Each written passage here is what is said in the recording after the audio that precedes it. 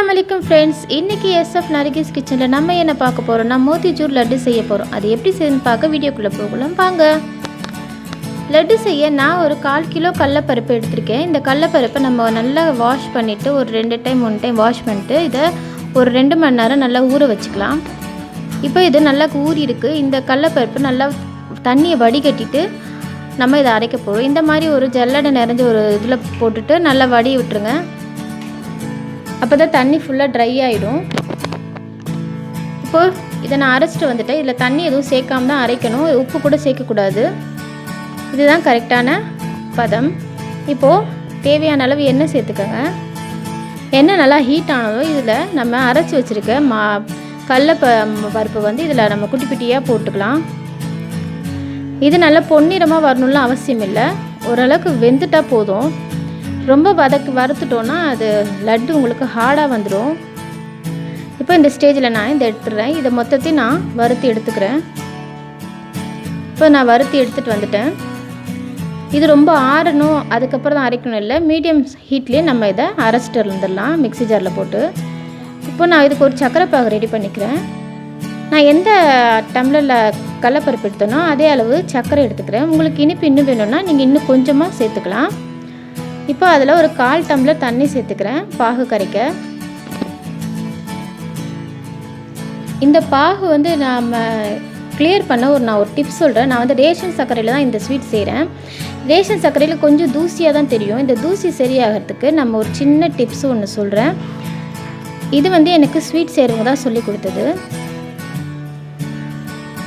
இப்போ அதுக்குள்ளே நாம் இந்த வறுத்து வச்சுருந்தோம்ல கடலைப்பருப்பு அதை வந்து அரைச்சிட்டு வந்துட்டேன். இந்த அளவுக்கு அரைச்சிக்கோங்க பொறுபொருன்னு.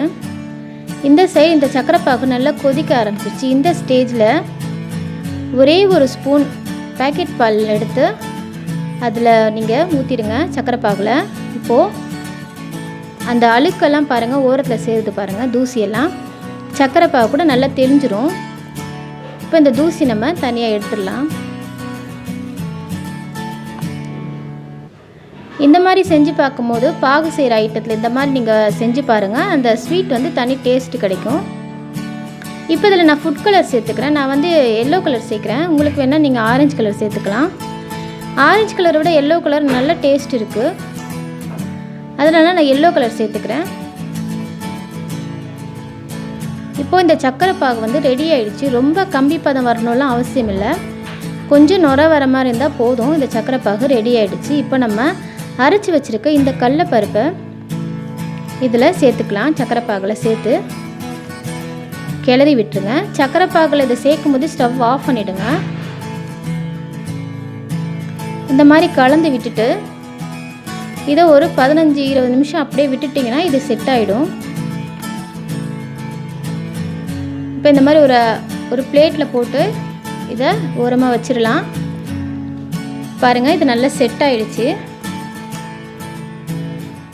லட்டு நம்ம முதல்ல செய்கிறோன்னா இந்த மாதிரி டைப்பில் செஞ்சு பார்த்தா நமக்கு ஈஸியாக வந்துடும். அடுத்ததாக நம்ம வந்து பூந்தி பொரிக்கிற மாதிரி லட்டு செய்யலாம். இப்போது இந்த லட்டில் நான் இந்த நெய் ஒரு ஸ்பூன் சேர்த்துருக்கேன். இளஞ்சூட்லேயே சேர்த்துருங்க. சேர்த்து நல்லா கலந்து விட்டுட்டு இப்போ இதை லட்டு பிடிக்க ஆரம்பிச்சிடலாம். நான் சொன்ன இந்த மெத்தடில் செஞ்சு பாருங்கள், கண்டிப்பாக நல்லா டேஸ்ட்டாக இருக்கும். உங்களுக்கு எந்த சைஸ் லட்டு வேணுமோ அந்த சைஸில் நீங்கள் லட்டு பிடிச்சிக்கோங்க. எனக்கு கையிலெல்லாம் ஒட்டல, கரெக்டாக இருக்குது.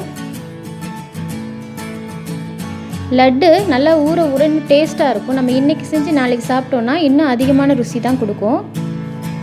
செஞ்சு உடனே சாப்பிட்றத விட அதை ஒரு 2-3 மணி நேரம் கழித்து சாப்பிட்டிங்கன்னா இன்னும் டேஸ்ட்டாக இருக்கும். ஓகே ஃப்ரெண்ட்ஸ், இந்த வீடியோ உங்களுக்கு பிடிச்சிருந்தால் லைக் பண்ணுங்கள், ஷேர் பண்ணுங்கள், சப்ஸ்கிரைப் பண்ணுங்கள், மறக்காமல் பெல் ஐக்கானை கிளிக் பண்ணுங்கள்.